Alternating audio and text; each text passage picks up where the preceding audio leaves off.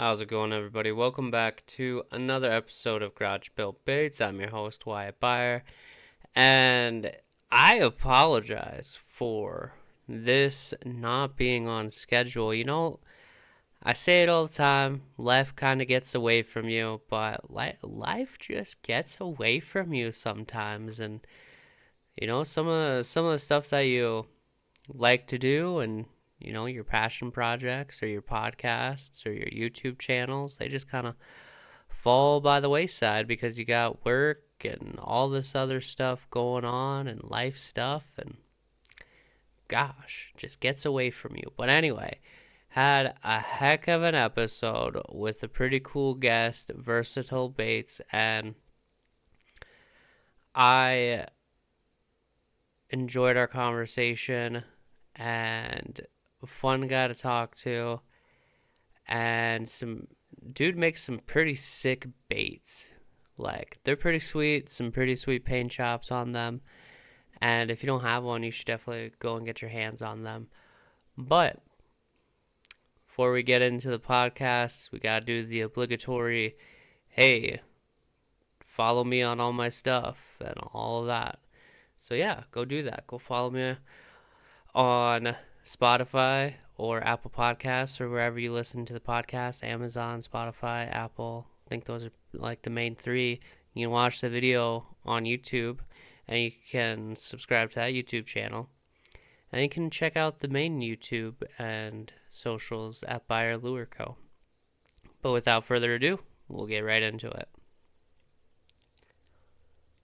No, but we'll just dive right into it. So you can just Yeah. introduce yourself and let the people know what you do. Yeah. So my name's Eric Needham. I pretty much have lived in Oklahoma my whole life. Lived in Arkansas for a very, very short time, but Oklahoma my whole life. My father was a big fisherman. He mainly catfished. And I started picking up bass fishing early on with him. First lure I ever used was a topwater popper, and I was hooked. Um, I have uh, two kids that are mine, and then my wife has a daughter, and she's actually pregnant right now. So I'll have a total of four kids. Um, and I make glide baits. That's what I do. Yeah. Versatile bait. Oh, and you make like some pretty sick glides with like very just super good paint jobs. Like, I don't know Yeah. what you do, and I know Brent from Willie Pete's is like, oh, he has like some kind of process he does that's Yeah. like unique to you. And then apparently you're colorblind, is what Yeah. Brent was saying Yeah. too. Yeah. We can go down that rabbit hole if you want. So, I started making these glide baits. I made them for a year and a half before I ever sold them anywhere. I went through tons of different prototypes, and um, I don't know how many times I came home because where I used to live at, it was like a 15-minute drive one way to go test a bait. And man, I remember one time I went to the lake five different times. It was like 11 o'clock at night, and I was like, I got it this time. I got it this time. And man, so many times I came home and said, I'm done with this crap. My wife's like, no, you're not. You've worked way too hard. You've been doing this for way too long. You'll get it figured out. But when I finally got a bait going, I tried to airbrush like with the stencils and stuff like that. My wife helps me even to this day tremendously. She helps me. Um, but it took me 4 hours, 4 to 5 hours to paint one bait, and then I would mess up. I would grab the wrong color. Like if I don't read the color, like I've done it here probably 3 weeks ago. I did that. I was confident it was the right color. I didn't read it, and I'll be dang. I grabbed burnt sienna instead of sepia. Uh, so painted the whole bait wrong color. So I knew I was going to have to come up with something. I started hand foiling baits, and I guess you can say it was some sort of a wrap system, but it was all I custom made all the wraps at home. I mean, I did that for a little while, but the UV epoxy I was using at the time, the company changed the formula, and so it completely started delaminating, and it would take me 30 minutes for each side of each section. So 30 minutes for the left side of the head, 30 minutes for the right side of the head, 30 minutes for the tail. So it would take about 2 hours to completely hand foil these baits, and it was taking so long. But when it started delaminating, I had 13 baits. I remember I made 13 baits, and I sent all 13 of them out. And almost all 13 of them guys hit me up and was like, "Hey man, this bait's delaminating. I own several your glides. This has never happened." And I was like, well, "What the heck?" So I got a hold of the company. They changed their formula, and that put me in a hole because I knew I was going to have to come up with something.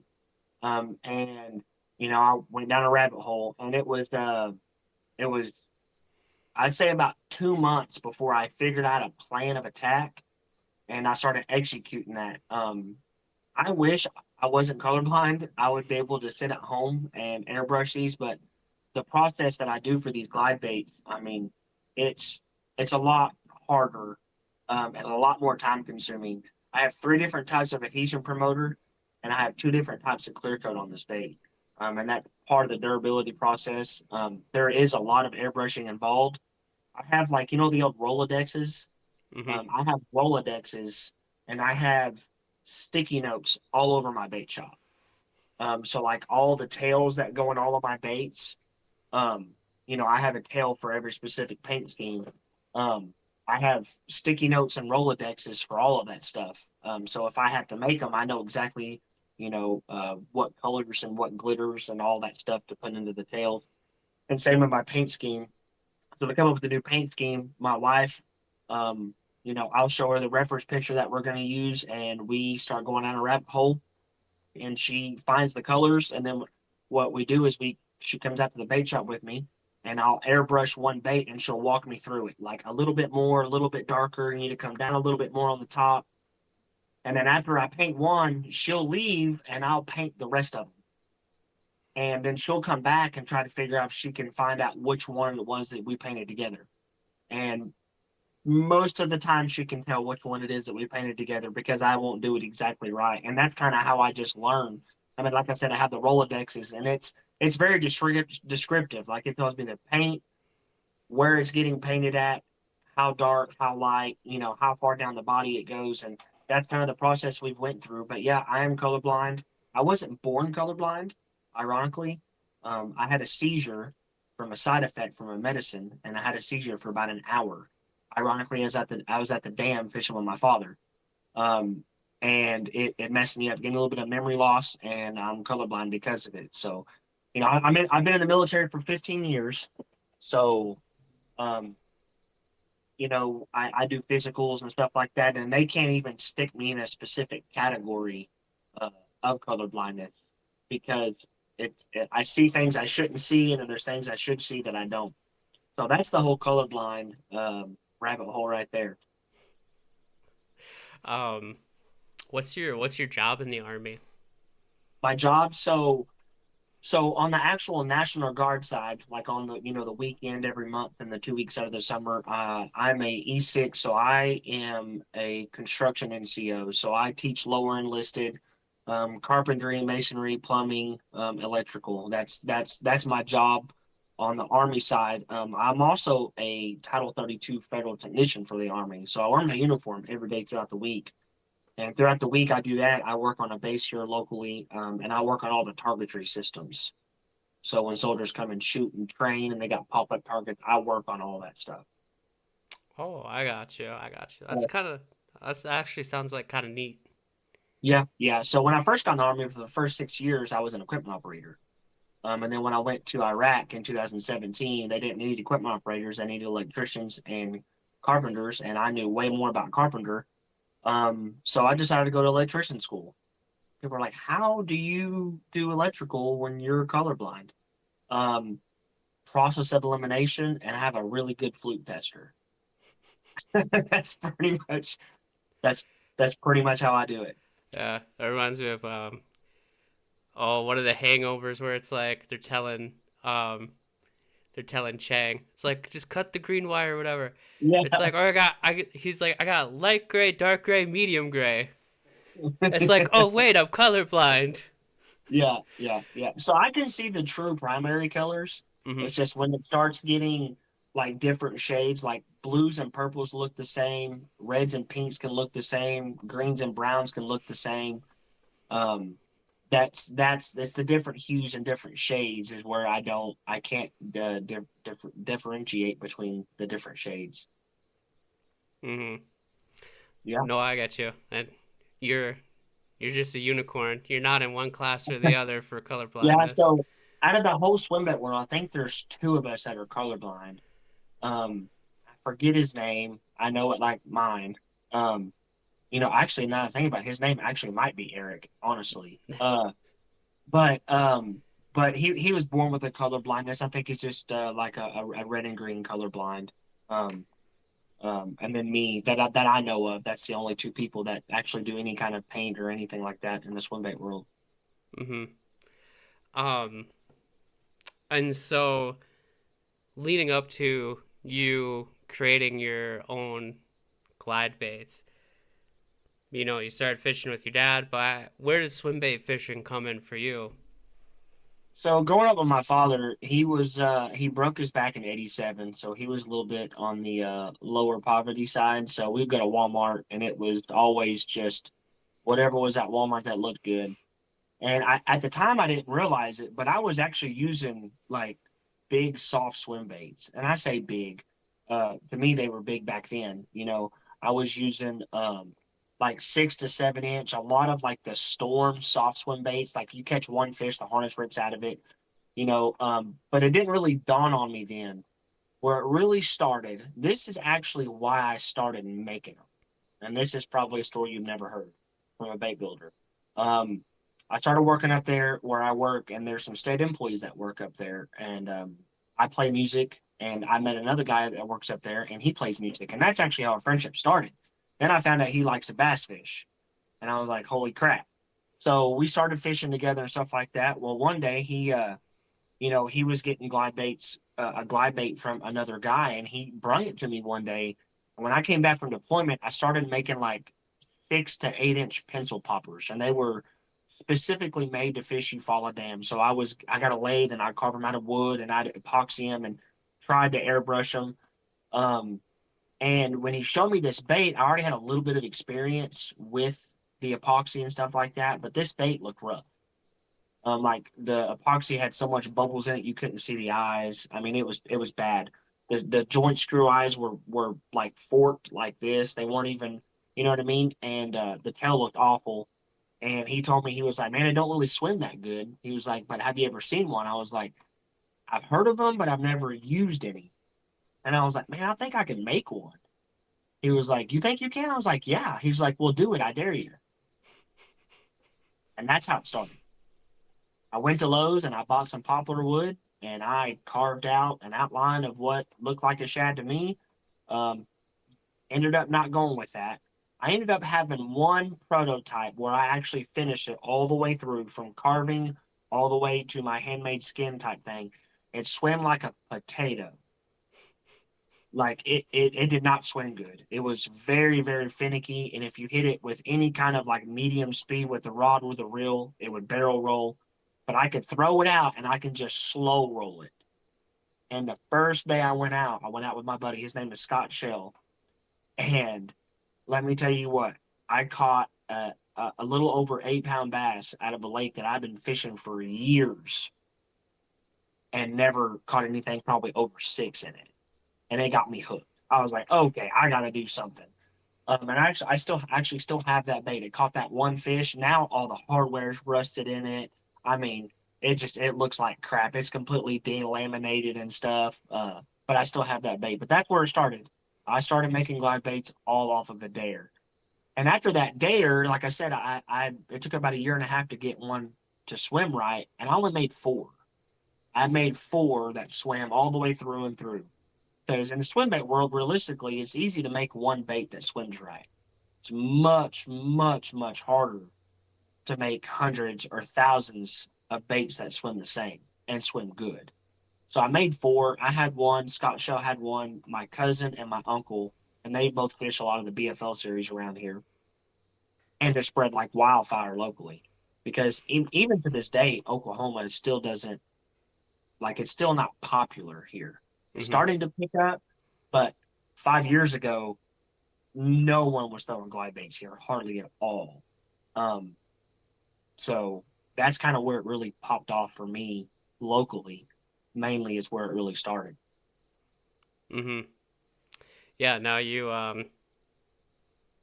got like a good following. I feel like people really like your baits, and then I think just being in like a kind of a national retailer like Shields is like a big deal. Yeah. So the thing with Shields, what I like about Shields, um, and it's different from Bass Pro and like Cabela's and stuff like that. I don't know about Academy. We just got an Academy here, and I'm going to go talk to them. But the thing about Shields is they have what's called like a local purchasing um, fund. If they can justify to corporate, um, what they're buying and they're able to make money off of it, they can essentially buy whatever they want to that's locally made, which I think is awesome. It's good for smaller guys like me. It's good for Shields. You know what I mean? Um, I mean, even the Shields up here, they carry Greenleaf, they carry Bull Shad, um, they carry my stuff, and they carry Willie Pete stuff. So I mean, they do carry like a lot of the bigger guy stuff too. But yeah, man, being in Shields is pretty cool. It was a pretty big step. It's only at my local Shields though. It's not like all the Shields. It's just Mm-hmm. at my local one. But it was pretty cool, man, being able to go in there and see my base on a show. No, that is really cool. I don't think at my local Shields, I don't know if I've ever seen them like have any. Granted, there's not a lot of people local to me like doing a ton of stuff. Like mainly it'd be like walleye spinners or hey, there's a dude out here that does like soft plastics, but they don't really have anything like super local like that. But they've been kind of doing a little better about kind of having some uh stuff that I like more. Like they got like a decent megabass selection at my local Shields. Really? Yeah, it's like not huge, but it's like if I wanted to like go get a 110 or a mag draft, I could very easily go and get one. Yeah, what I like about my Shields is like the managers who run that, they're actual like diehard fishermen. Mhm. And I think that's why I mean, they had Greenleaf Mobies in there. They had $400 13-inch, 13-ounce Mobies in Oklahoma. You know Mhm. what I mean? So Yeah. and the fact that they were already fishermen, they understood the glide bait game. And I think that's kind of what set them above because when I first started this, I tried to get into some local tackle shops. There were some issues with that, not of my fault at all. And I finally got into one, and then it kind of spread and kind of spread. Now I'm in a tackle shop in Arkansas. I'm in a tackle shop in Georgia. I'm in a tackle shop up in Virginia. I'm in a tackle shop in here in Oklahoma, and then I'm also in Shields here in Oklahoma. So there's a couple of tackle shops that carry my stuff. No, that's really cool. That's kind of like our local Shields. I follow. I don't know if he's like one of the fishing managers, but I follow him on Instagram, and we were supposed to go fishing because he also throws swim baits and stuff. And he was like at one of our local lakes. He was on like a really hot TK bite there for a while in the fall, and we were supposed to go out. It just never came to fruition. But I always follow them. He's like super like huge outdoor guy. He just like filled his turkey tag like not long ago with his Oh bow. yeah. He's just dialed in to the Heck yeah. outdoors. Yeah. Heck yeah, man. Um, so you built the first glide, and then you built four more. For you, when did people kind of start taking notice to like what you had going on to where it got bigger? You know, man, I honestly, I don't feel like I have had like this crazy blow up. Mm-hmm. Like for me, like like for example, Brent. I feel like Brent has had like blow ups throughout, his business career. But for me, I just feel like I catch traction just a little bit, and then I kind of just like plateaus, and then I catch traction and it plateaus. And I think some of that is, I go to local shows here, and I can see traction go up there. I went all the way to Virginia for a swim bait gathering 2 years ago. I drove all the way there through that hurricane that came through, and I sold four baits. Four. Mm-hmm. And everybody that walked by was like, holy crap, them look great. And then they just kept walking because they didn't know who I was. Meanwhile, Piz's line was all the way out the door. Um, so I, I just feel like it's just been a slow, gradual climb. You know what I mean? You say you see it all over social media and stuff like that. And maybe it's just my algorithm. I don't know. But I just don't see it's not like an overnight thing for me. Um, I have a couple of people that bought my baits and they own thousands of dollars worth of baits. And, my bait is known for being choppy. That's the way I designed it. I designed it like that because with the Chad Chads and a lot of these other glide baits, you see people doing a lot of rod inputs. Well, I had broken this collarbone twice and fractured this one, and I can't rod pop a setup like that all day long. Even jerk baiting is not fun for me after half the day. So I designed this bait to everything can be done with the reel handle. And so a lot of these other baits that have this choppy, erratic type swim to them, they told me that it just sits on their shelves and they don't even get fished anymore. And just hearing that and then getting the fish catches, and that's one thing I'll say, I'm horrible about it. I'm horrible about posting pictures. I've got thousands of pictures. I've got tons of cast to catch videos. I just suck at posting. Um, and that's on me. But yeah, man, honestly, I just haven't seen like an overnight blow up. It's just when someone posts a video, or I had a guy on Swim Bait Universe. His name is Mike Colfer. He lives up in Pennsylvania. The dude is an absolute hammer. Um, he's an absolute hammer with glide baits, and his goal. I think it was last year. I think his goal was to catch like 5 over 50, and he done that. And he told me, I'm not going to say the percentage that he told me that he caught that were on my fish, but a lot of them were on my glide bait. And he made a post like 2 days ago on Swim Bait Universe, like a whole freaking paragraph about my glide bait. And just from a post like that, I mean, I can see the analytics on my website. People are looking at the bait. You know what I mean?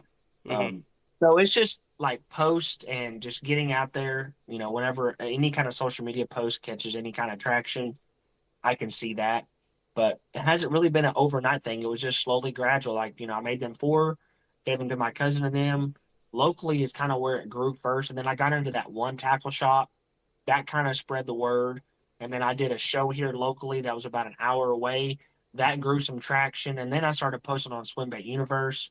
A little bit of traction there, but it wasn't like an overnight blow up or even a month over time blow up. It's just gradual. Mm-hmm. Um, and one thing about your bait is so like with your oh on the on your tiny and then just on all your baits. So your pin on the Yeah. top for the hinge, do you think that throws people off? I know you have a specific reason, but do you want to like get into that? Yeah, so that's funny you bring that up. A lot of people bring that up. Man, when I first started making these glide baits, like I have a 1999 TR21. There's no carpet on the front deck. I I have a net and a scale now, but when I first started this, I didn't have a net, I didn't have a scale, I didn't have pliers. I don't ever have anything. Literally all I took was my rods and a little bit of tackle that I was going to use. And that's all I would take. And when I first started fishing other people's glides, I mean, you can see up here, I probably got $10,000 worth of other people's glide baits that I'm friends with and that I support. You know, and it got to where like I was wanting to tune a bait, but I couldn't because I didn't have pliers. I was like trying to grab it with my teeth, and I just couldn't pull it out. And so I was like, and I made this glide for me originally. You know what I mean? Like it was on a dare, but I want to make it for me. I want it to fish how I want it to fish, and not having pliers made it hard for me to fish other people's baits. But with that bit pin like that, I'm able to literally just kick it over to the side, and I can grab it with my fingers and pull it right out. And I don't have to find pliers. I don't have to do any of that stuff. Um, you know, I hate to always be the one to say I was the first, I was the first, I was the first, but I generally came up with that idea completely by myself because that's all I can think of. So I didn't need pliers. Um, and at first I got a lot of flack off of that. A lot of people were like, the line's gonna get caught up in it. You know what I mean? It's gonna mess up hookup ratio, and it's gonna. It. I think my line has wrapped around one of them pins maybe twice the 5 years I've been fishing with them, and that's mainly because when I throw it out there, I stopped it too early, and that line snapped and made the bait flip. Other than that, never had it happen. I've had one person lose a pin this whole time I've been doing it, and he said it's because he pulled it out and dropped it. Um, so it's just the pen is mainly the versatility aspect of it. You're able to adjust that bait on the fly. You don't have to have any special tools because once you pull that pin out, you can use the pin itself to adjust the screw eyes. Hmm. And why don't you just get in like a little bit into like tuning it and how adjusting your screw eyes might make your bait run different? This might. Yeah, so and I have dedicated videos of this stuff on my website, but I think it's very like Mike Buka, he started this series called No Bull. Great series. The dude, he's just a book of knowledge on this stuff. Obviously, he's been doing it for 20 something years. But this goes with any glide bait. I'm gonna grab um I'm gonna grab this one here. It's a little bit easier to see. So this is my Oki Shad VG2. Um, this is with all glide baits. If you have a bait that you're trying to work and it keeps nosing up on you, there's two issues. One, it could be the weighting system in it and it's just not right. Or two, it's the hinge. Okay. So if you have a bait that's nosing up on you, what's going to happen? The reason why it's doing that, if it's the hinge, is simply the bottom is gapped more than the top. So I'm pulling this away. So if you get your bait and you're throwing it and it keeps wanting to nose up out of the water, just pull your head and tail apart until that pin is tight and look. And if you've got a weird gap here, that's literally all it could be. Same way with nosing down. If it's nosing down, look. And if you got a gap like this in your bait, it very well could be because your joint's not adjusted. I think the joint gets very overlooked. Everybody's they'll get a bait and they'll throw it and they're like, oh, this bait's it's no good. It's not weighted right. And I would be the one to argue that the joint is just as much, if not more important than the weighting system in it. The joint is very, very crucial.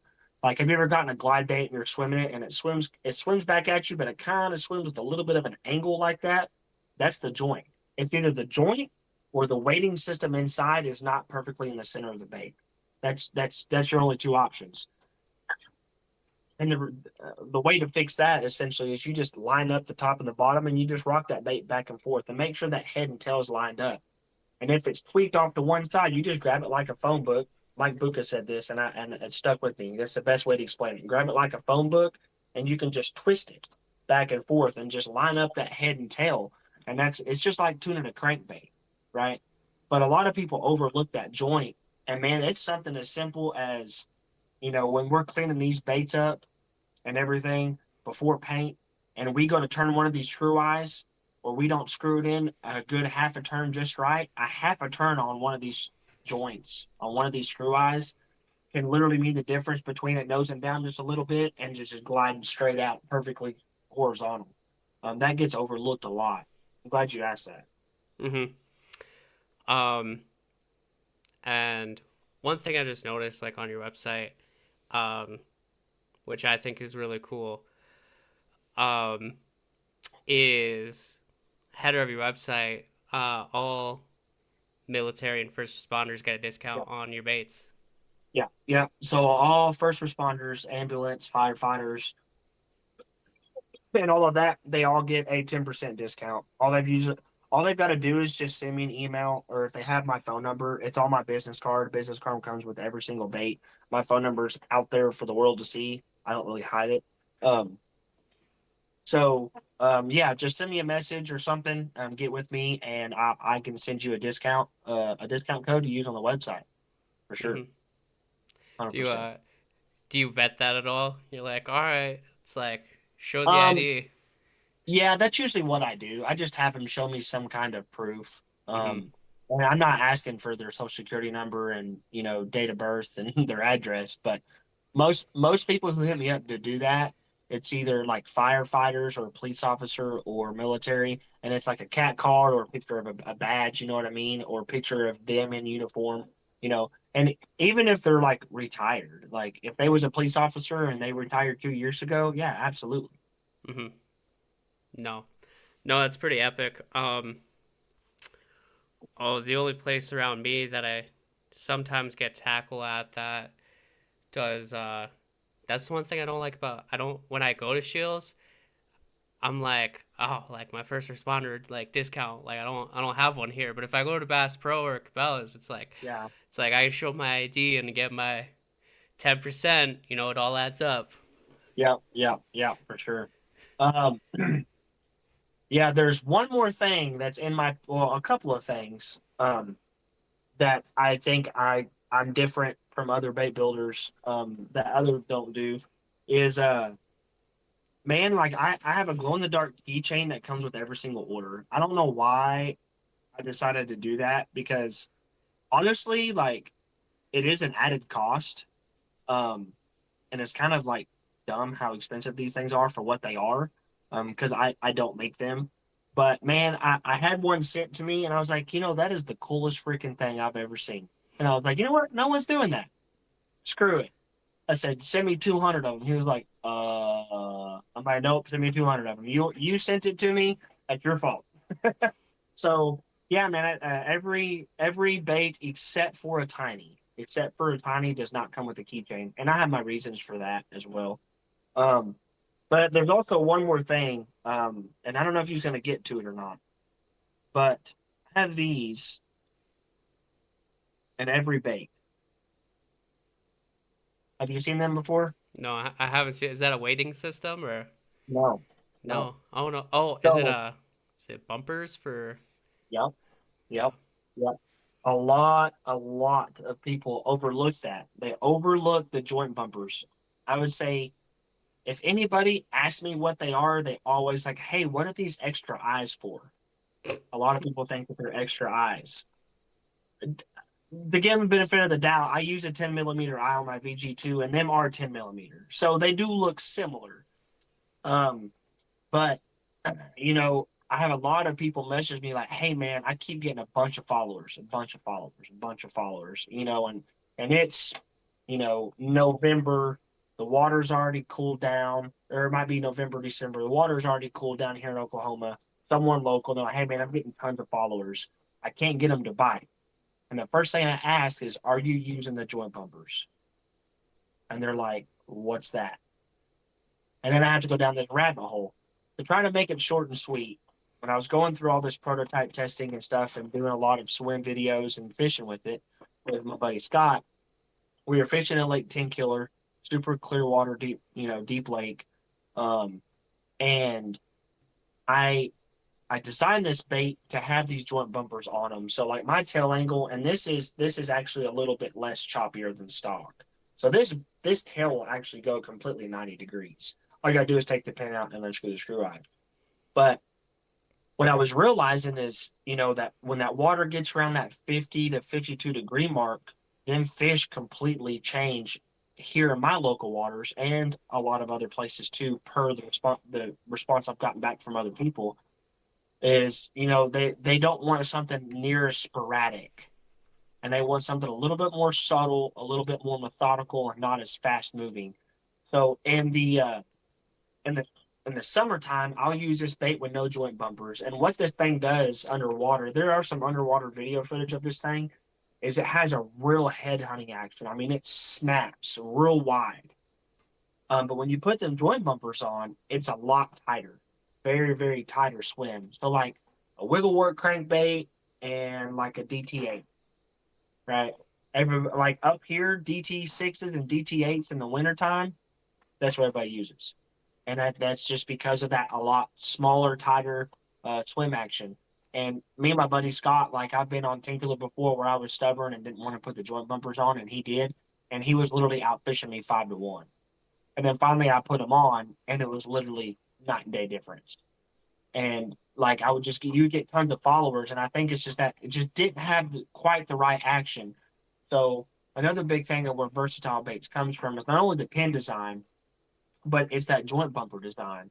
I actually have a process coming where you get removable and reusable joint bumpers. That's the only bad thing I don't like about these is once you use them throughout the winter, summer comes, you want to really chop and burn this thing really well, which you can with the joint bumpers, but you can be a little bit more sporadic and more bait fish like with the joint bumpers off.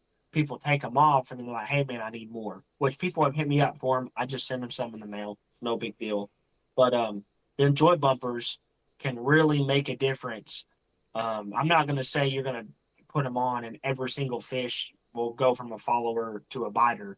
If they're going to eat it, they're going to eat it. But a lot of times, man, sometimes it's just the action of the bait, working it too fast, taking it too fast away from them. Like the summertime for me, that's what I'm doing. I'm trying to take it away from them. It's like they got the pep in their step to actually come up and smash it. And some days in the wintertime, they're like that too.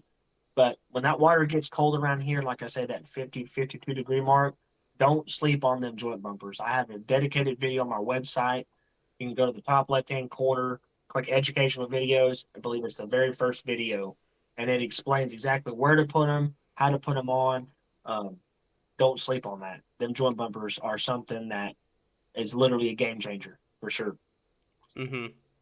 And yeah, that's usually like I would say like an aftermarket accessory that people gotta go and seek out and get from somewhere else. So coming with Yeah, coming with the bait, I think is definitely like helps out, and that's not even something like joint bumpers, or like not even something that I've even considered. yeah, Just raw dog life, no joint yeah. bumpers. Yeah, and it actually helps silence the bait too. You don't have Mhm. that loud clanking sound. You know what I mean? Mhm. But yeah, it dramatically changes. It's like you had two different baits in one. Early on, I actually had an adjustable weight system in my bait. I just never had the time to dial that thing in. I believe I had it figured out right toward the end, but now there's other bait builders that have the joint bump or the adjustable weight system, and I'm not going to come out with it after they've actually put it on production because then I'm going to copycat. But I have all the drawings. I still have the old prototype. I'm actually looking at the back of it right now. I still have the old prototype, and it had to do with the stainless steel balls in it, and it was actually really, really cool to be able to adjust the weight on the fly. And that's something that I do that's different than I think a lot of bait builders. Some bait builders are starting to catch on now. Um, it all started for me, so I make fast sync versions. So I have slow sync and I have fast sync versions. I caught a 891 on the glide bait on a cast to catch, and I posted it.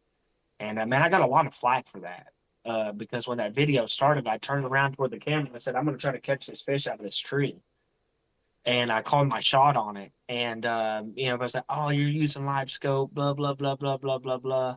Man, it is super effective. Um, Obviously, live scope in itself is just kind of a game changer, and it doesn't make all of them bite. I went last Monday and didn't even get bit the whole day. You know what I mean? But man, using a fast sink bait, especially these guys that fish a lot of these jackpots and a lot of these tournaments like the BFLs, and I mean even all the way up to the Bassmasters, man. I mean, you look at Ben Milliken and Chris Zaldane and Trey McKinney and all these other guys.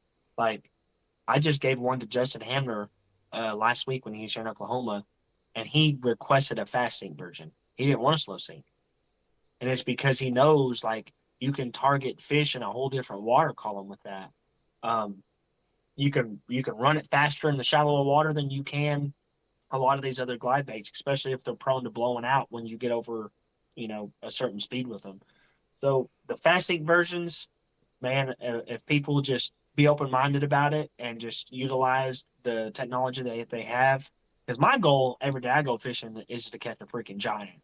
That's my goal, and I'm going to use everything that's legally to my advantage, and that's how I see it. And I've caught some freaking studs utilizing live scope and a fast sink glide bait, whether that's throwing out in a ball of bait that's 30 foot deep, because they're not seeing my little bitty minnow with a million freaking balls of bait everywhere. I mean, it's hard for them to single that out, but I can throw a fast sink glide down there and I can burn this glide bait through it, and all that bait just disperses and runs from my glide bait. So my glide bait's just sitting there, and then they annihilate it. Very, very effective. Mm-hmm. Yeah. I know there's people out there that are like, if you're not scoping, you're hoping. Yeah, yeah. Now, don't get me wrong. I mean, I just caught some cast and catch videos, catching some on the 10 inch, and I seen the fish with live scope, but I couldn't target. I mean, they were in like 2 foot of water. I couldn't target and hit them. I just knew that they were up on this hump, so I'm just like bombing out there, fan casting over this point, and I caught some on the 10 inch like that. And I don't always use live scope, but if they're in deep water, I use live scope. Mm-hmm. Yeah, my buddy's a walleye guide up around this area, and they got live scope, and he's the same way. He's like, oh, it's a game changer, and I haven't had the opportunity to use it. A lot of my fishing's like from the kayak or from the bank. Um, it's kind of just like what I like to do anyway, and we don't have like a ton of super big water out here either. So, Yeah, but yeah. it would be really cool to target some of these fish using live scope because some of the lakes and reservoirs around me are super deep. So it'd be kind Where of where neat. where do you live at again? I'm like in like the Black What state? Hills of South Dakota, so like around the Oh, Mount okay. Rushmore area. Okay, I got you. Yeah. Um, and then kind of more on the eastern side of the states, like a lot more of the kind of walleye and smallmouth fisheries that like South Dakota's more so known for. But out here is a lot of trout fishing, which is I don't know. Yeah, It is what it is. yeah, yeah, for sure, man. Yeah, I've been to North Dakota before. It was very, very cold. Oh, dude, it's yeah, oh, yeah. I There's was like like 2 hours from the border. It was like -42. It was like a all-time low for that time of year. I never even seen the ground. It was just full of snow and ice the whole time. It was miserable. I hated it. we uh we just got like 5 inches of snow the other day, and now we're warming back up again. Tomorrow's gonna be Oh, fairly nice, like 50s, but oh, man. So I'm friends with you ever heard of slept on swim baits? yeah. Yeah, so he lives. I forgot exactly where, but up north somewhere. And we got each other on Snapchat, and I almost feel sorry for the fella. Like the amount of snow that he gets, like it's miserable. Like you'll have a fishing season, like you have to put all your gear up and can't fish for certain parts of the year. There ain't no way. I'm like, dude, when are you moving? Like there's no, I could not deal with that. I couldn't. I Yeah, fished all there's year long. I think there's a place up in North Dakota that some people go to that has oh, it's a lake off of a factory or something where they have warm The water power plant discharge. on it, yeah, Yeah, yeah. yeah. They have warm water discharge, and a lot of people like go up there and fish. And it's like, other than that, it's like if you want to throw on some insulated waders and try throwing really tiny shit for some trout in some streams that are open, that's kind of what you can, your options there for winter. Unless you're gonna freeze your butt off in an ice shack, which is not my deal. Yeah, no, I when I was up there in North Dakota, I was at Yeah, it's a good one. Devil's Lake, and it was, man, it's weird because I'm from Oklahoma, so we don't see like iced over lakes like that. You know what I mean? And man, I'm seeing like I think they're called snow bears. They're like a van on Mhm. the ice. Mhm. Like you can see them driving across there, and then people have like their full size lifted pickups driving over there.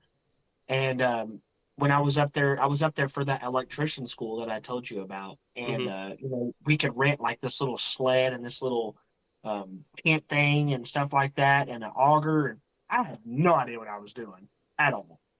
But man, when I got that sled and I walked down there, I can visually see people driving their vehicles on there, but I was still so scared of falling in because you had that little bit of snow compact on every step. Like, yeah, man, and I set it up and I got the whole dug. I didn't even get a bite. I didn't know what I was doing. But at least I can say I fish. I ice fished at least once in my life. Yeah. Um. No, I didn't even go out this past year. Um. And Okay, so like ice fishing can be cool.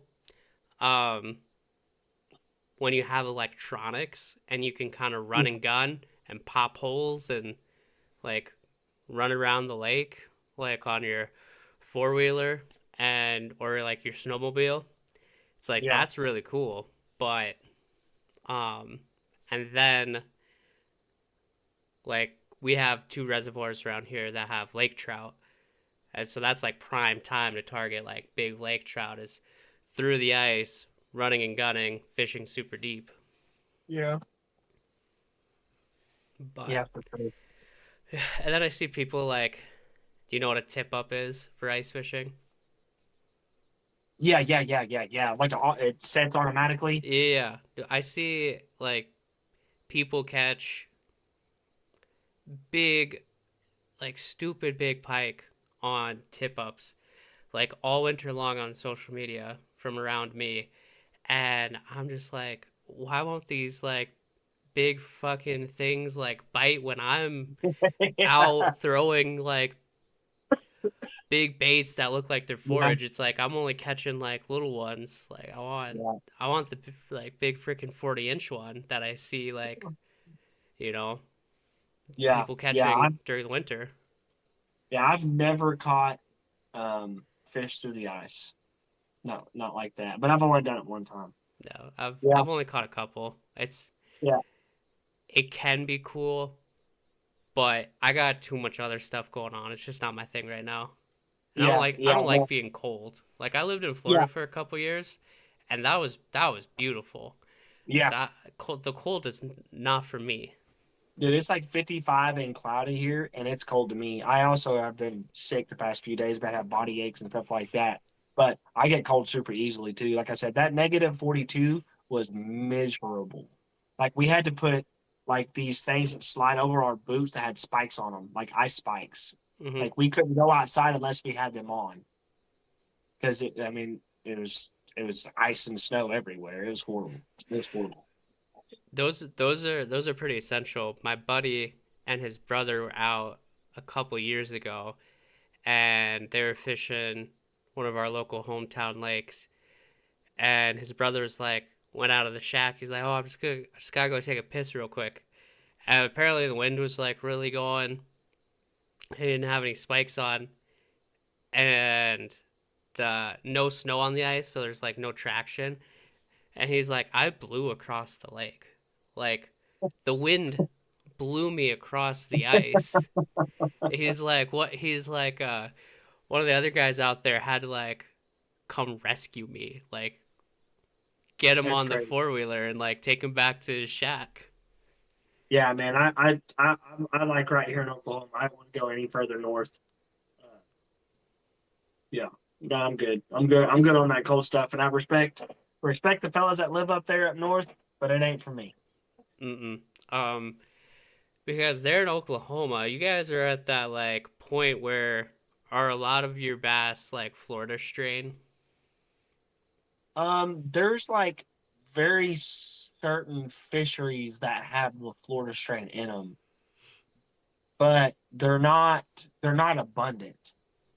Like there's a couple of lakes that are by me that have some Florida strain in them, but the fact that there is Florida strain in them and being in Oklahoma, like they're so pressured. Like it's crazy how much pressure these things get. And I mean, even Josh Jones, which I know Josh Jones, but goofy butt, he made a freaking Facebook post before he moved to Texas and blasted all of these smaller, they're glorified ponds, really, is what they are. But man, they're hard to catch fish in. Like if I want to go catch fish, I'll go to a big lake like Ten Killer or Eufaula because I can go catch 20, 14, 15 inchers, you know what I mean, or 2.5 pounders. But like I say, man, when I get into my boat, like I bring my glide bait set up and my goal is to go catch a giant, you know. And like one lake near me is the Eufaula Lake. Like there are so much derbies that come out of that lake. It's giant, but hardly do you ever see anything over like 8 pounds come out of there. Like hardly ever. And there's tons of derbies in it. So I like going to these smaller fisheries. They're clear water, which puts another little level of challenge to it. Really, like that one time I caught that 9 pounder out. Um, it literally had 6 bass boats and 2 kayaks on it, and that's literally a pond. Like it's just a glorified pond. The state record channel cat came out of it, ironically, but I mean it's just a big pond. It's really what it is, or a small lake, and there was people all over in there, and then there were some bait fishermen too, fishing for catfish. I've never seen anybody catch a catfish out of there, but the state record channel cats came out of there. I don't know. I don't know. Never seen one person catch a catfish out of it from the bank. But all them other boats that were fishing it that day I caught that 9 pounder, they were all beating the bank. Like going there, like if you want to catch a fish on the bank there, you better do it in the dead middle of winter or you better do it in the summer at nighttime. And that's the only way you're gonna catch a fish on the bank. Because everything looks good, but it's so pressured, like you're not seeing them on the bank. You're not catching them off the bank. Mm-hmm. Dude, that state record catfish was probably back in like 1954, and his old And actually, granddad on the actually, I bank. think it was like early 2000s. Oh yeah, Honestly, yeah, yeah. It was a giant. It was like a 36-pound channel cat. that's freaking massive Yeah. catfish. Yeah, I think it was like 30 pound. It was like a 30-pound channel cat. It was giant. It Mm-hmm. was giant. One of the our state record black crappie comes out of um where I went to college here in South Dakota. The wildlife and fisheries program has a couple ponds on campus, and that they like students can like manage and whatever it seems like, and help them learn stuff. And the state record black crappie comes out of there, and it's like, is that even like open to public, or it's like, Right. does that count? I don't know. What is y'all state record? Do you know? Oh, for bass, our state No, for record crappie. crappie, For I'd have crappie. to look it up. It was like a pretty big crappie. Like we get like I feel like crappie kind of like can like go between hot and cold. Like we can grow some pretty big crappie here. Cause I was at ice. We had a fishing team that we like. One of our biggest thing was we did like big ice fishing tournament, and the guy that won the crappie was like a 1.3 pound crappie that won. So I think the state record like two maybe or See, pushing see, we have three. Eufaula Lake here, and it's like I want to say it's like the third or fourth biggest man-made lake in the U.S. or something like that. Like it's giant, and it's people travel out of state to come fish for crappie. Like we catch 4 pound crappie here.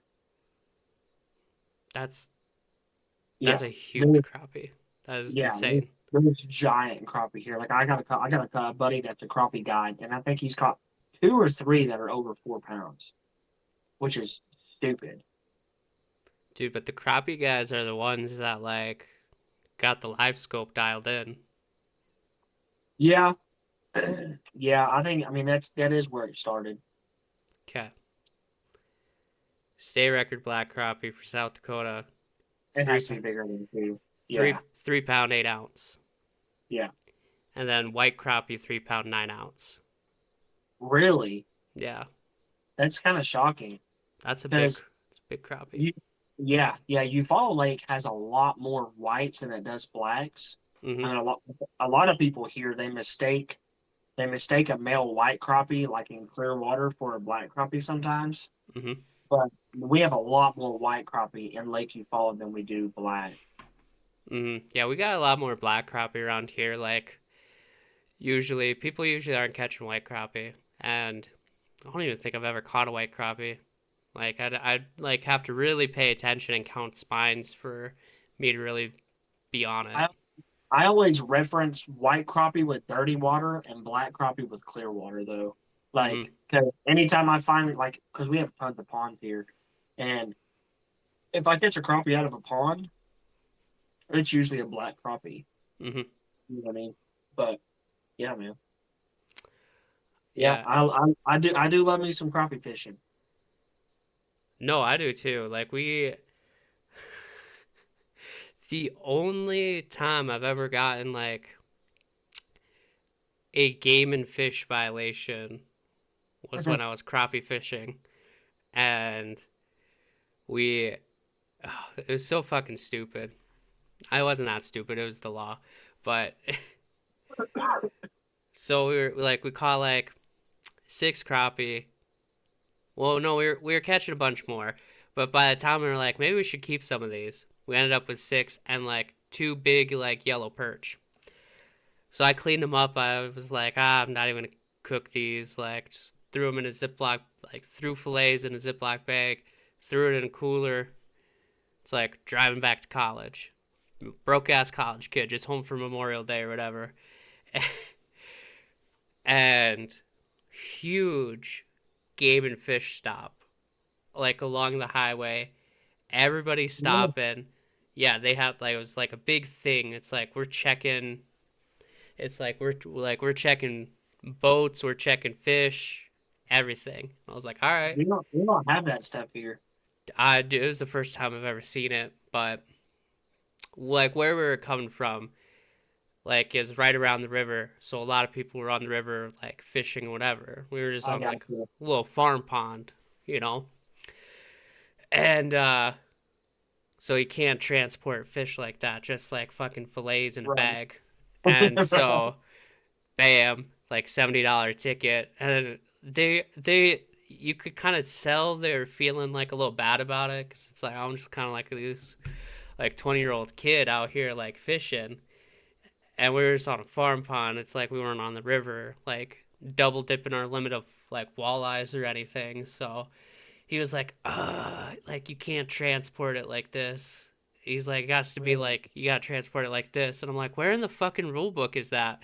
And he's like, on this page right here, and I look and it's like a big infographic. It's like, don't transport fish like this. I'm like, fuck. It's like, all right.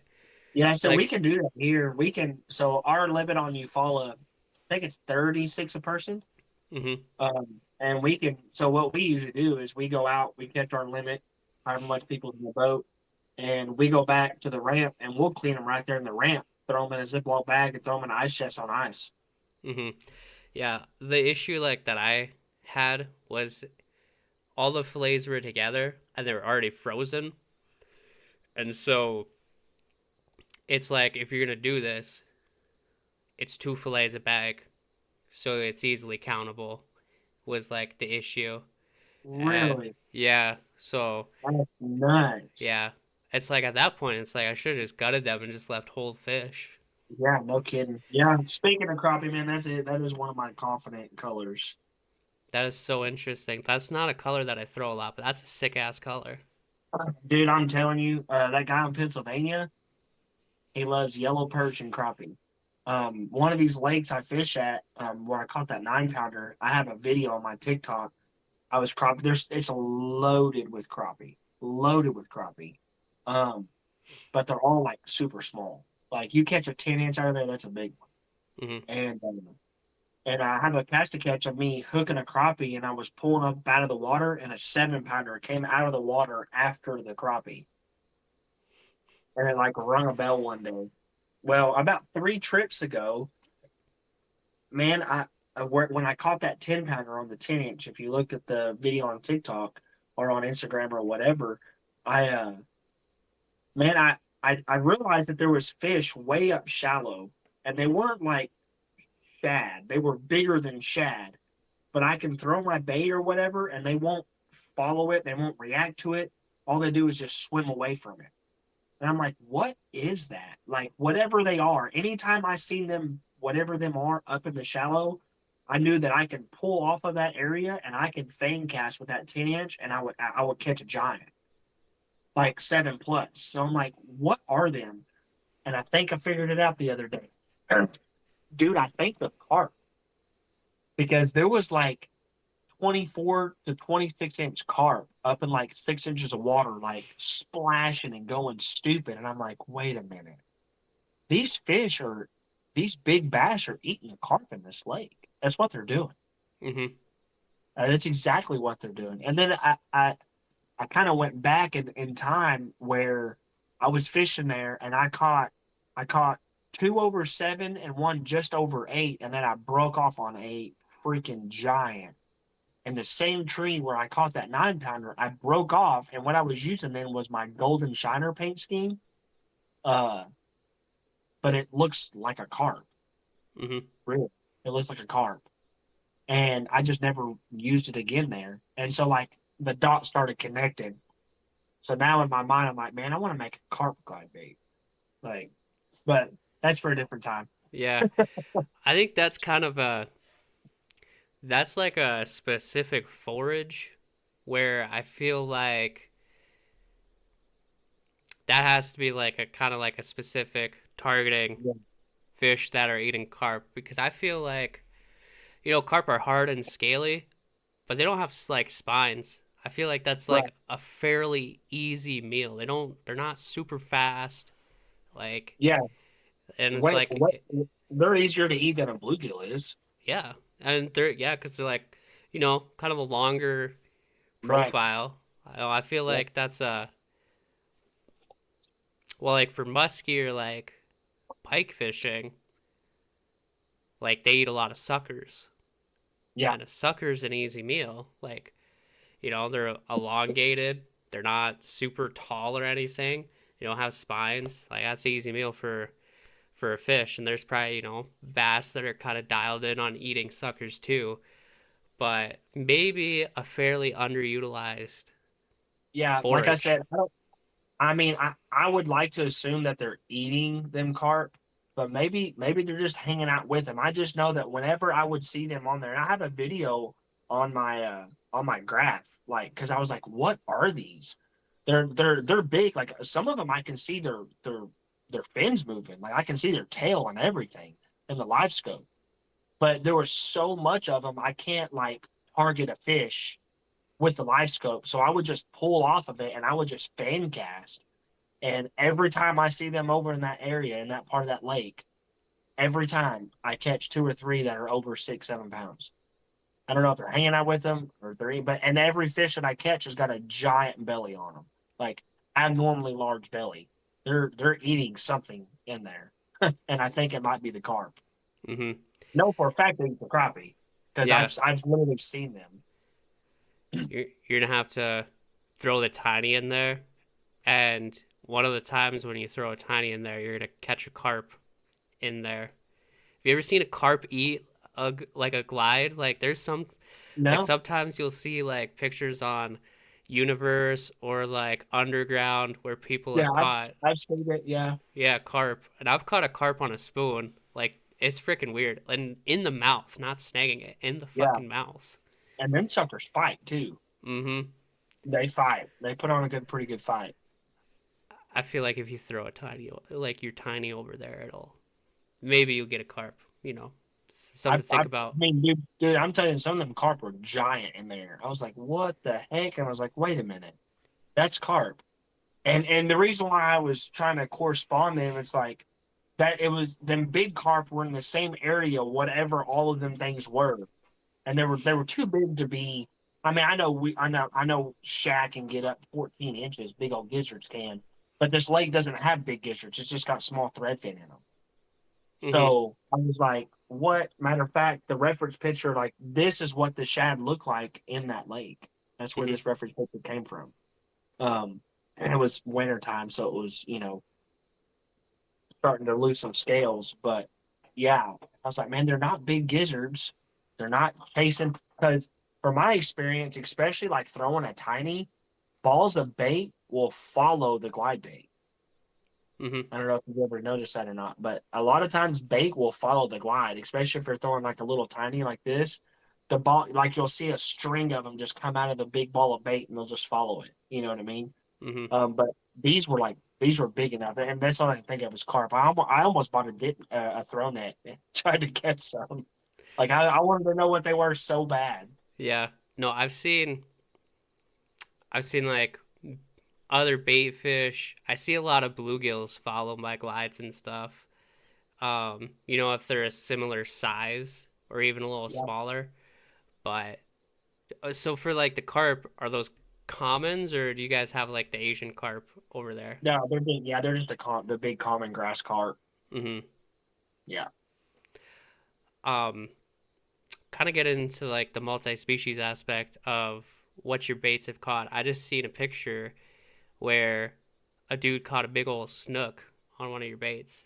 yeah. He actually, right now he's trying to catch a tarpon on one. That's insane. Yeah, That's crazy, dude. yeah, yeah. So the issue we were having, I was talking to him. It's just like the hooks. You know what I mean? Obviously, because the hooks that I put on here, they're not made for tarpon. And he showed me what he uses for his tarpon. And I'm talking like he catches like 5, 6 foot long tarpon easily. I'm like, holy crap, you need to update them hooks. But when you upgrade the hooks, then the bait sinks so much faster. Mm-hmm. So we're kind of in the works. But yeah, man, he catches snook on them. I think my glide bait has caught like 14 or 15 different species of fish. Because I got guys in Puerto Rico that catch peacock bass on them. Catfish. The amount of catfish I've caught on my glide bait makes me sick to my stomach. I hate it so bad. It's so annoying. Because you get hit so hard and you're like, oh, it's a good one. And then about 3 seconds in, you start feeling the head shake and you're like, no. Then you got to deal with the catfish and the slime and try not to get hooked. And it's a mess. A lot of crappie have been caught on the 7 inch. A lot. That's crazy. That's pretty Yeah. cool though. Yeah. A lot of crappie. Striper, sand bass, largemouth, smallmouth, shoal bass, tiger muskie. You know who Tony Campos is? Yeah. Yeah. So he caught his PB muskie on my glide bait. Oh, that's epic. Yeah, yeah, yeah. So like I got some of Tony's stuff. Uh, it's probably in my glide bait box. I've got several things of Tony's. I've got his big popper and stuff like that. To help support other builders. Um, like I said, tiger muskie, Sockeye, walleye's been caught on the glide baits, especially the tiny walleye. Love this tiny. Mm-hmm. Man, I'm sure I'm missing some. Um, and there's another species I've seen on Instagram reels lately. I can't ever remember the name, but they're a very powerful fish. Like, can people throw with like fairy wand rods, like a real light setup, and they'll just toss it out there and like they'll just charge it down and smash it, and it just I want to find someone who fishes for them things. Honestly, I'm trying to find a fish that can destroy the bait. Mm-hmm. And that's why I told the guy, like, if it breaks, and I told him, I said, if it breaks, if the bait breaks, I'll send you another one. Because he told me, he was like, well, I would fish with tarpon, but I don't want it to break. And I was like, dude, I tell you what, upgrade the hooks, go fish, go catch it. If it breaks, I'll replace it. I want to see what can break it. Mm-hmm.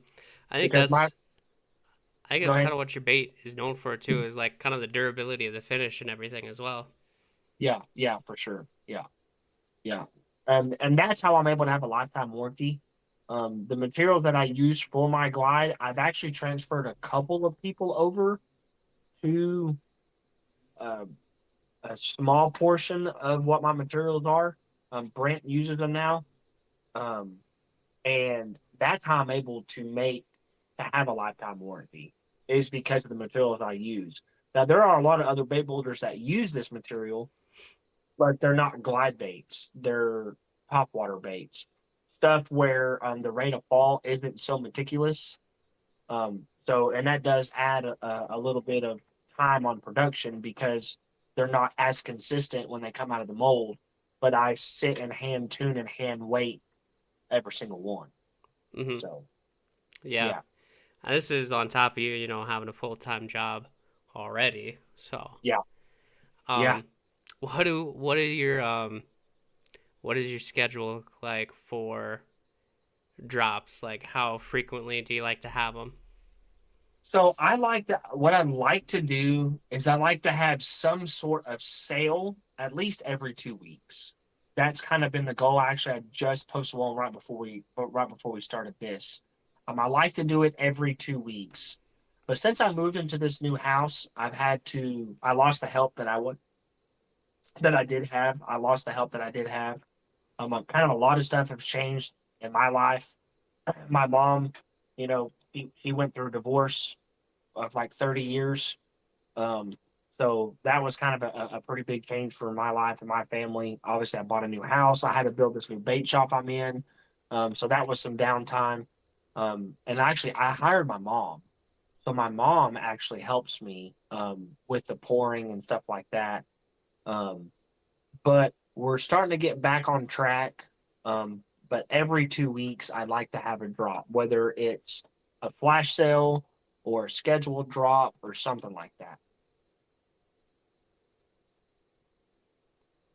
I'm looking at your website right now. I'm like, Yeah, I uh, figured you was. I was like, it's like, oh, I just dropped baits. It's like, all right, well, I gotta look now. A pink lemonade one's kind of sick. Yeah, them sold pretty quick, and I only did that because people was blowing me up. I didn't do it for the longest time. I was like, look, I would paint the pink lemonade, but I'm gonna catch so much flack about it.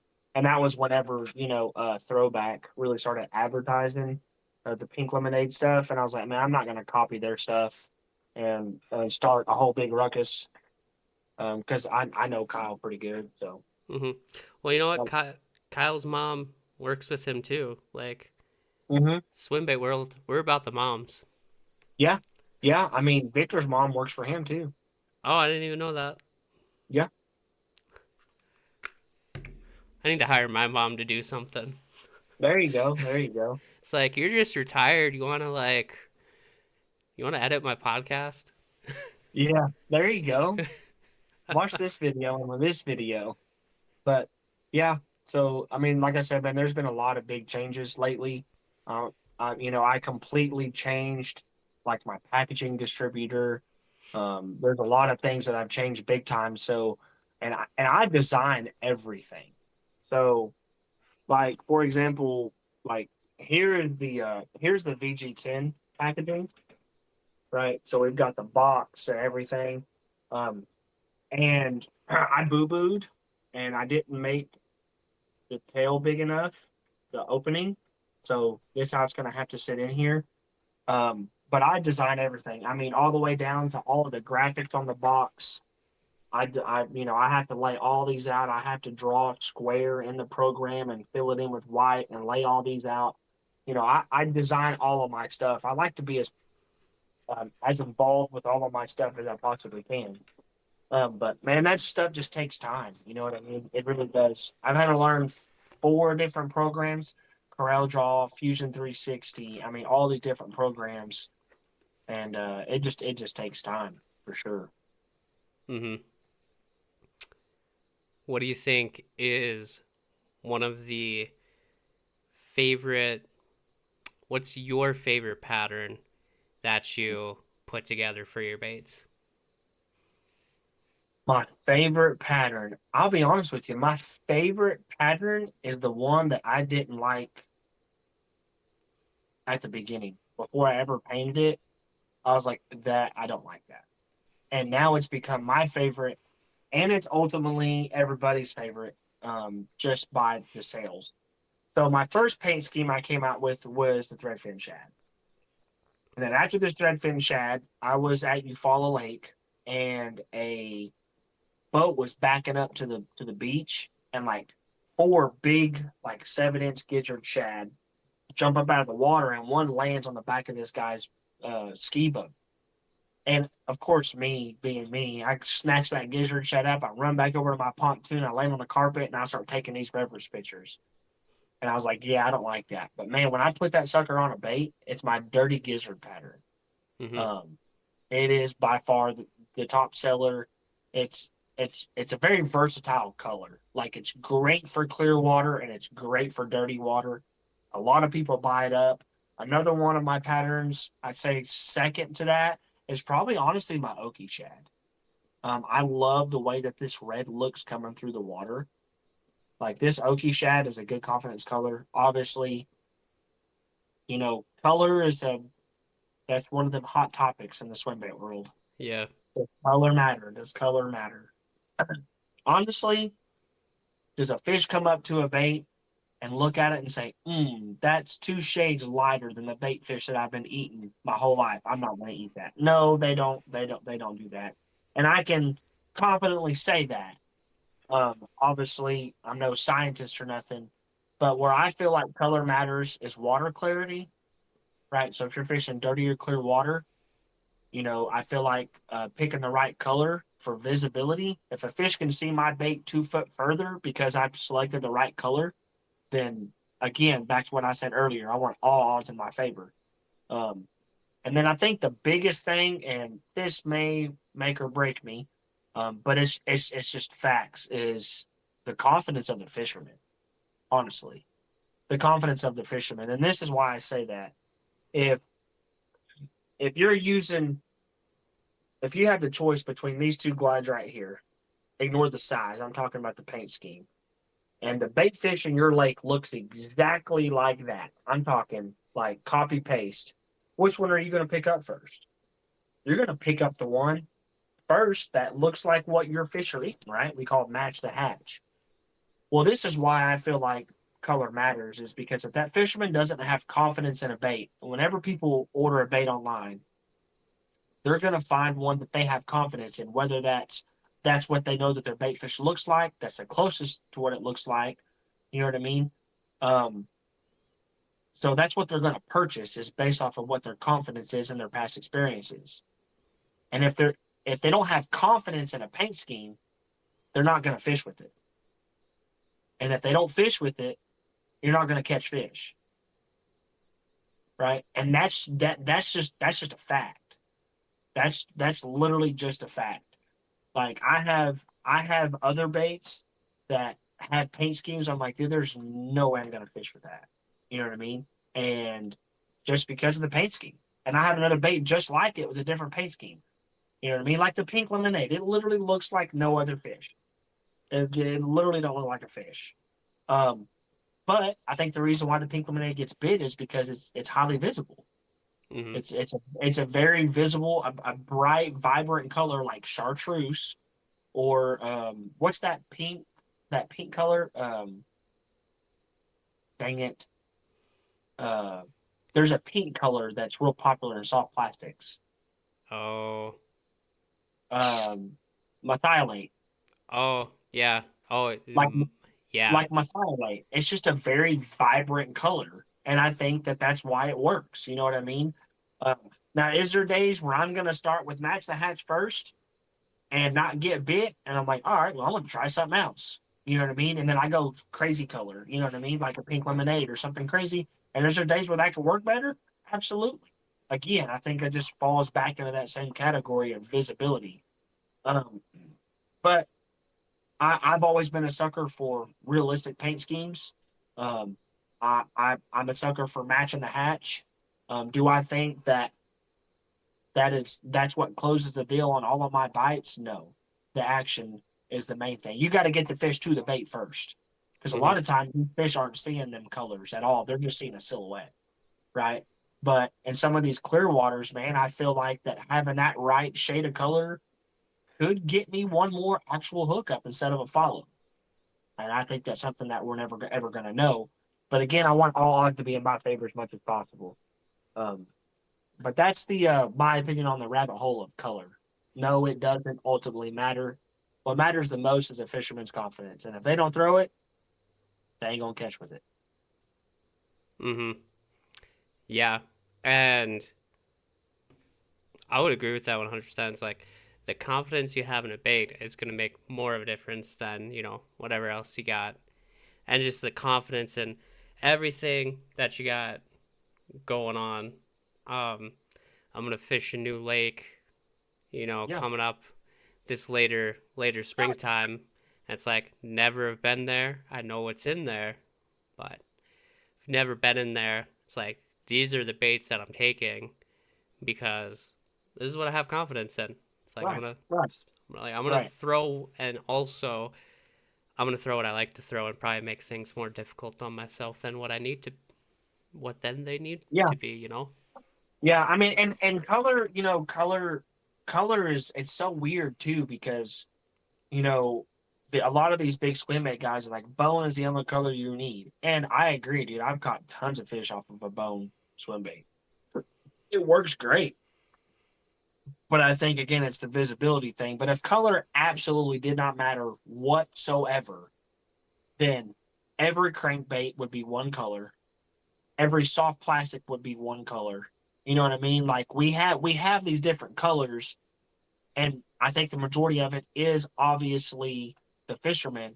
But like I say, it's that water. It's the water clarity and visibility. Like when I throw a jig, which before I would got into these glide baits real hard, like that was my sauce. I wanted a 3/8 ounce PB&J bass jig with a 4-inch speed crawl trailer on it. And I promise you, if there was a fish in that water, I was catching it because that was my confidence bait. And when someone has confidence in a bait, they fish the bait way differently too. Like they slow down, they're methodical with it, they put it where it needs to be, and they fish completely different with the bait that they have confidence in. Hmm. I would. I think you like really touched on something. It's like you fish the bait differently. If you're new to like throwing swim baits or just throwing a new bait in general, you don't throw that bait the same.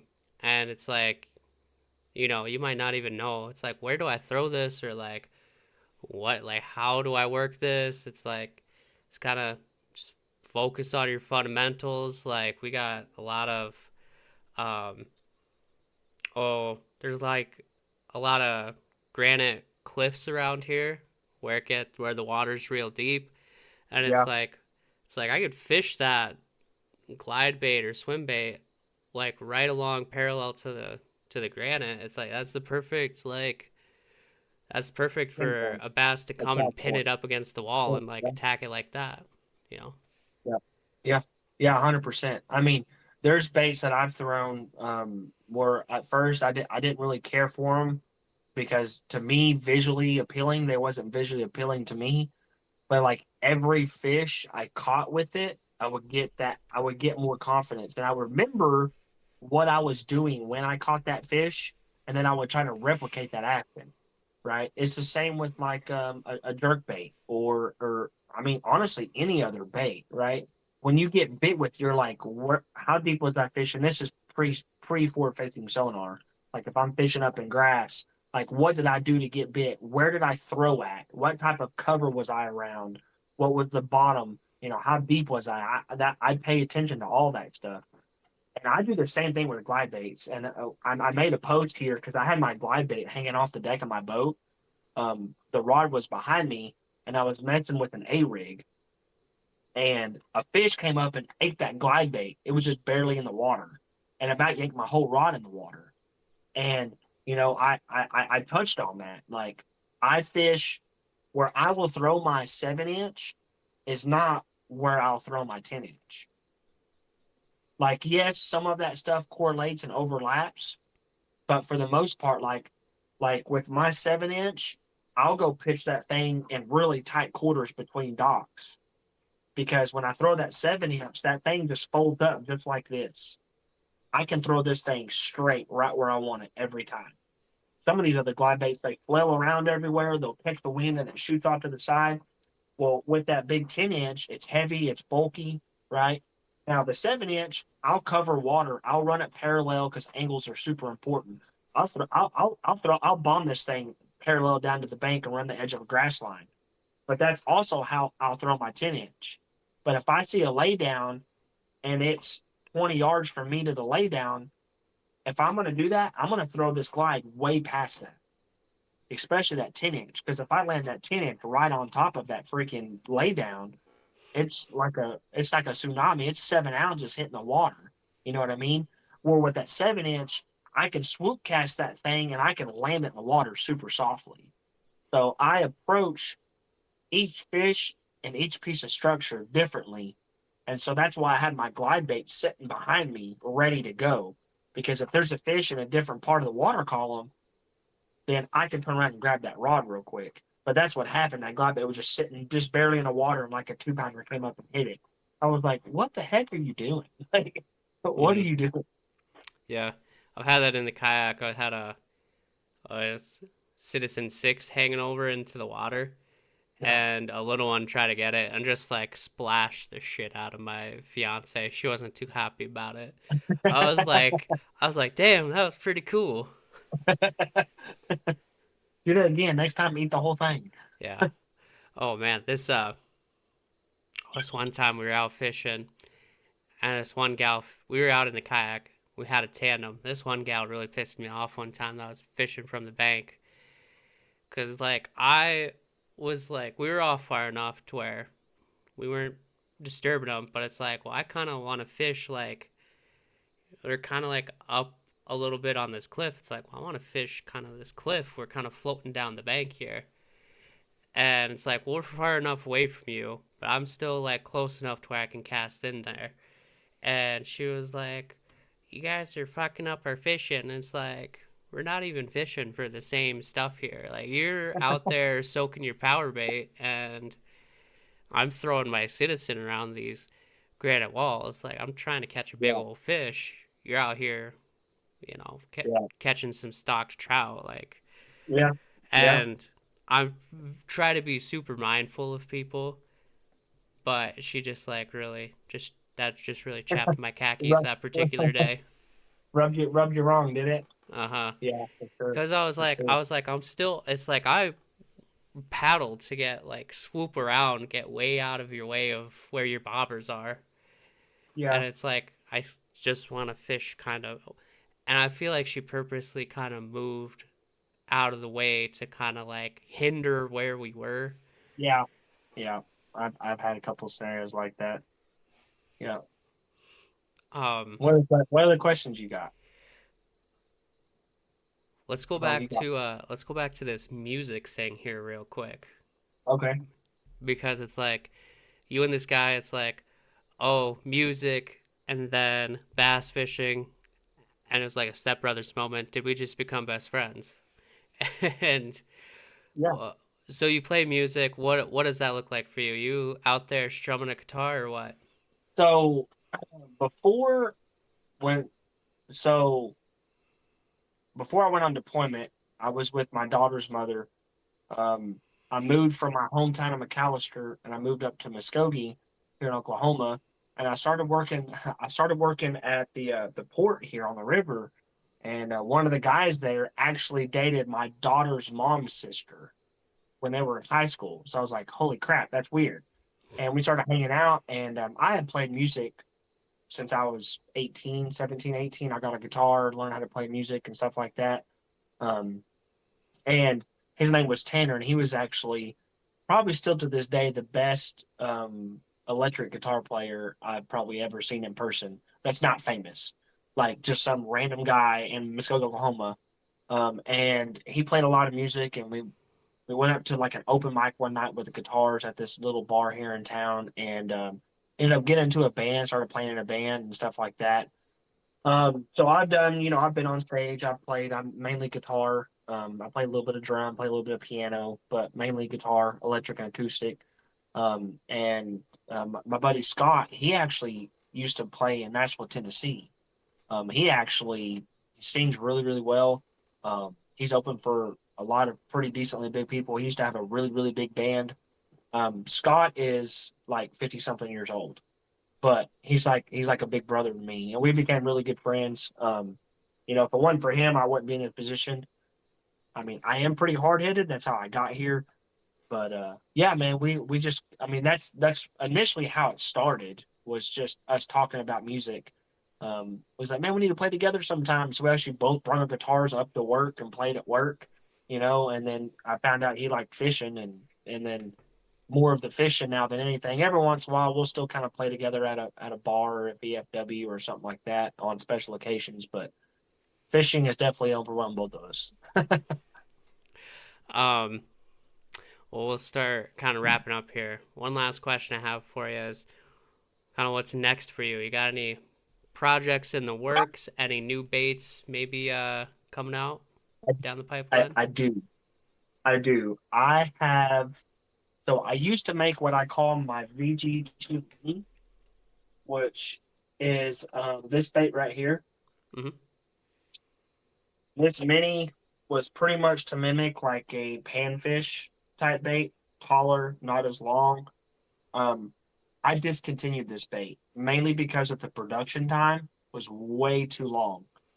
Uh, a lot of people were mad about that. and that was about 2 years ago. I'm bringing it back, but it's going to be a much better bait. It's going to have, I haven't said this to nobody, but I'll tell on this here podcast. It's going to have a silicone fin on the top here, a silicone fin back here, and a silicone tail. And it's going to be more of that panfish style profile. My crappie, all my sunfish patterns, all of that is going to go on the bluegill. Also, I also am working on a BFS bait. Now, with the BFS bait, I'm not going to say too much because I haven't contacted the guy lately and talked to him, but it's kind of a collab with a pretty well-known tackle shop. And that's about all I can say. But he told me the length, the weight, and the price point he wants it to be at. The price point is pretty cheap. So my production has to be dialed, or I'll quite literally lose money on the deal. And I mean, hey, no one's gonna work for free, right? So once I get the production stuff lined out with that, I've kind of started already on the design on the molds because I do all that stuff myself, like I say, for the most part. The bluegill's gonna come first. I'm gonna call it the VG2 gill. The gill's gonna be coming first. And then shortly after, I was trying to have the BFS bait done by April, but man, I've had a lot of stuff happen in my life. I actually have a prototype. Do you want me to get it for you? I I can like blur it out if you need to, but I would personally really like to see it. But we could blur it out. We can make it super like it's like I oh mean, secretive. I'll show it. It's just a 3D printed master. Is all it is. If you're Here, comfortable with it, I'm I'll down grab for it. I'll grab it.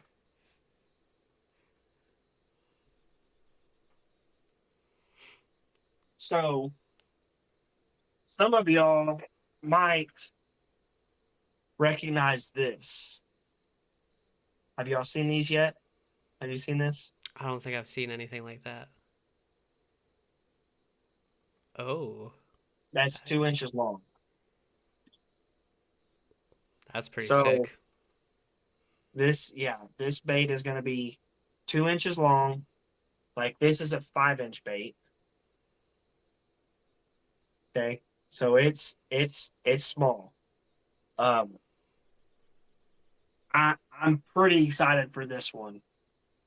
But another thing in the swim bait world, I know you're trying to close up here, but another thing in the swim bait world, from a bait builder standpoint, I think a lot of people do respect me because I'm just a very straightforward guy. Um, but people just look at the materials of a bait, right? They're like, okay, I see how much materials that cost. This is $165 for a lifetime warranty on this bait. Well, people look at this bait and they're like, okay, it's a smaller bait. It should be cheaper. When in reality, this bait is so much easier to make than this bait. And in this world, like anybody can look up how much these materials cost. It don't cost really that much, relatively speaking. It cost me about $40 in materials to make this bait, including the packaging and everything. But then you have to tie in labor costs with this stuff. And when I tell you I have hours and hours in labor, I essentially work for free. Right. At the end of the day, honestly, my labor time, if I was to tie my labor into this stuff, I work for free. But what hurts me is whenever people expect this bait to be cheaper because they just see it smaller, but this bait takes longer to make than this one. And the the the swim bait market and everything has kind of like tainted the water to make everybody believe that this bait should be cheaper, when in reality, it really shouldn't be. So that leads me to this guy. The smaller these baits are, the harder they are to make because they're a lot more finicky. It's a lot harder to make a super, super small weight to go inside of these. Um, every single weight that I have in my baits, they're weighted down to 1/100th of a gram on a jeweler scale. So it takes some time. But I don't know if I'm going to do like every single bait with this little case. This case is from a guy. You can look him up on Instagram. He's also in Swimbait Universe. Um, Swimbait Burritos, I think is what he names himself. Um, you can look it up, but he makes these cases for like the BFS, Mike Buka, Trick Shad. He makes them for like the little bitty, all the big popular like production BFS baits. He makes these for pretty cool little case. Like it just pops open.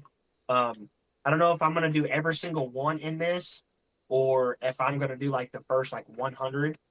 But yeah, that's a pretty cool little case with it. But that's the little BFS bait right there. That's just giving you the size, the profile, kind of what it's gonna look like. Pretty sick. I throw BFS like, dude, BFS for like trout is so freaking cool. Like, Yeah, and like I've caught pike on my BFS rod, and it's not huge pike, but like little snotters, and so freaking cool. yeah, Every swim bait guy has it in him to throw really tiny baits. yeah. They don't want to admit it. They don't want to admit it. Yeah, I knew as soon as I was going to say BFS, your eyeballs was going to raise, and that's exactly what happened. Hmm. No, I'm super Yeah, into it. I like those like little Arab baits, um, tiny glides. Those are my jam. yeah, yeah. This little glide, I think it's going to be fun. But again, I got to get the production down on this, and I'm doing, like I said, I know a lot of bait builders, and my production on this thing, like if my idea works, like I'm gonna be able to get it at this price point for this guy. And this tackle shop is a pretty big tackle shop, so it's gonna be pretty cool. It's gonna be pretty cool to get a little bitty BFS bait out there. If I remember right, these hooks are like number 14s, like stupid small, stupid Yeah. small. No, that is super sick. Well, let's wrap it up. We we could probably go all freaking night, but we we'll wrap it up. Where can everybody find you at? The website, your social medias, and all that. So website's versatilebaits.com. Um, on Facebook, I have a public group and a private page. I don't really post in the public group much, but the public group is Versatile Baits LLC, and the public page is Versatile Baits.